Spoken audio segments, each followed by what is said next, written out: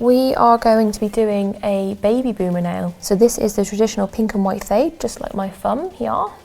And I'm going to be using SL white because it doesn't yellow. And I have warmed this. And the trick is with these is the consistency of the gels and how they overlap. And most importantly, making sure that you don't work in the halfway mark. They work from being 2/3 of the way down so that they overlap in the middle, giving you this flawless effect of colour to colour blend. So the underneath of this nail needs to be thin. If you have this really thick or really structured, your nail's going to get really fat. So I don't know if you can see compared to this nail that I have tapered this in slightly into its before shape, which is explained in our shaping video. So I'm just going to check that that's tapered enough.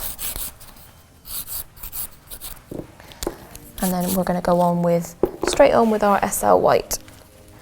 So the consistency of this is nice. And this is the trick to making a baby boomer. It's the consistency of the gel that helps this work. So the runnier the gel, the easier you're going to find this because they work by overlapping. We're not using a super bright white like paints because it's really hard to blend a really strong colour. So this works that the thinner this is, as you can see, the more see-through it goes. So what we're going to do is just coat the whole nail right up to about a fill gap, I would say. So just in front of the pink, just in front of the cuticle area, I stopped. So hopefully with it being matte underneath, you can kind of see where I've stopped. And then you're going to make sure that your client is ready to tilt her finger down, because the trick is for this gel to run and give you your blend. So you're going to pick up more than you need, because you need the gel on the brush to move the gel on the nail. This will not work if you just put on small amounts of gel. So apply the gel right up where we put that base layer. Get right in the sidewalls, just make sure you've got that coverage. Same on the other side. And then you're going to tilt the finger down. So tilting the finger down, I'm now going to use the gel on my brush to walk the gel down the nail. And you can see I'm just gently using the gel on my brush like a magnet to move the gel on the nail.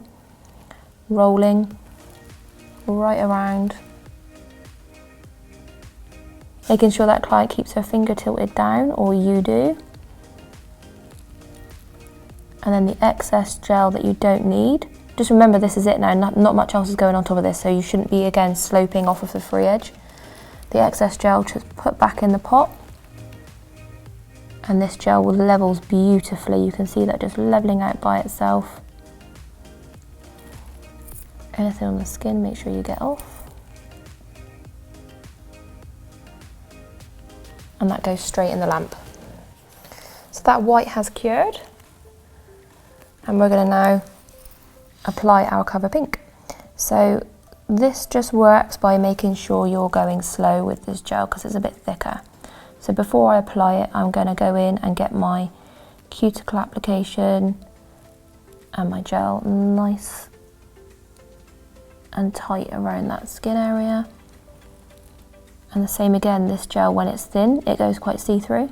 So that's the effect we're going for. I'm going to come in with a bead of gel. And I'm going to pop it right over that line.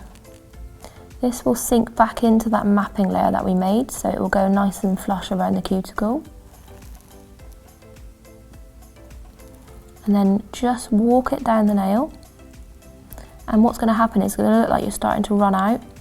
And the trick is to not try and walk it down the nail. As you start to run out, you'll be left with this sort of like line.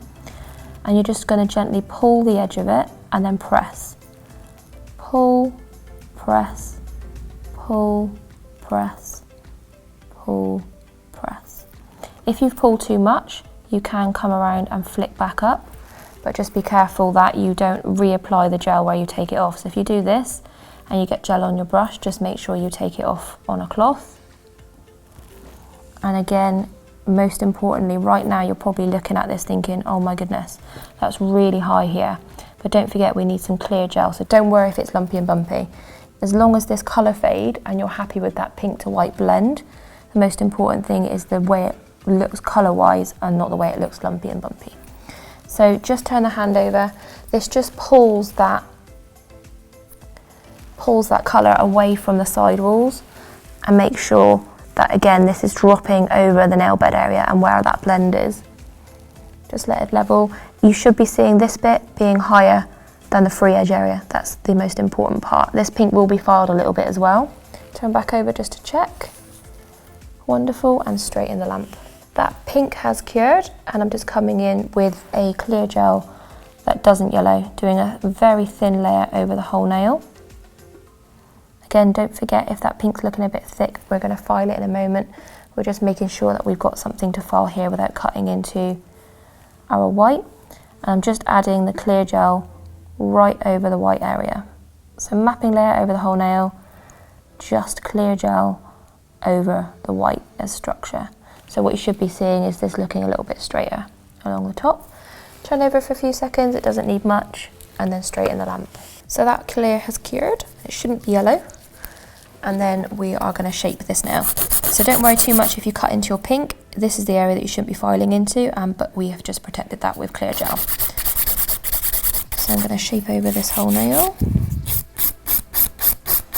And you can see the shape that it turned into before it started. It was quite a slender, tapered square, and it is now gone square because of the structure. So remember, these sorts of nails, like a baby boomer, do take up quite a bit of thickness, so don't put them on top of structure that's already there. So if you were doing new baby boomers on a client like that already had an existing set, you would remove everything down to the base gel and then start again? Yeah, it doesn't have to go as thin as base gel, but you do need it to be pretty thin. It depends how thick you work, because you're just going to end up filing off more as well.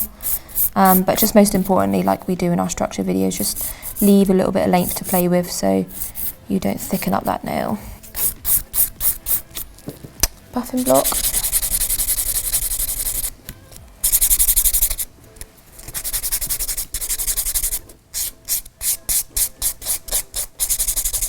So once that has been filed and buffed, you're going to use a top coat that is completely UV, or one that you are confident does not yellow. So I'm using Extreme Shine, and I'm just going to come in. This isn't adding in any structure, we're just giving our nail back its shine.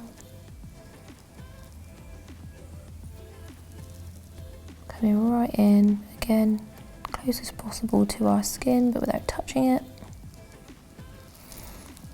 And then just floating. Remember, I've left that tiny bit of length just to take off at the end, give us our crisp edge, and that'll make it even more square as well. Turn over for a few seconds, and in.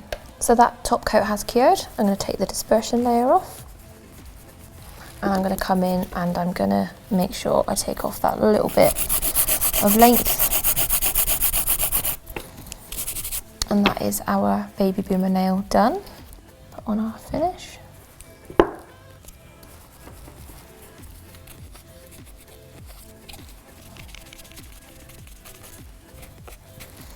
Baby boomer complete.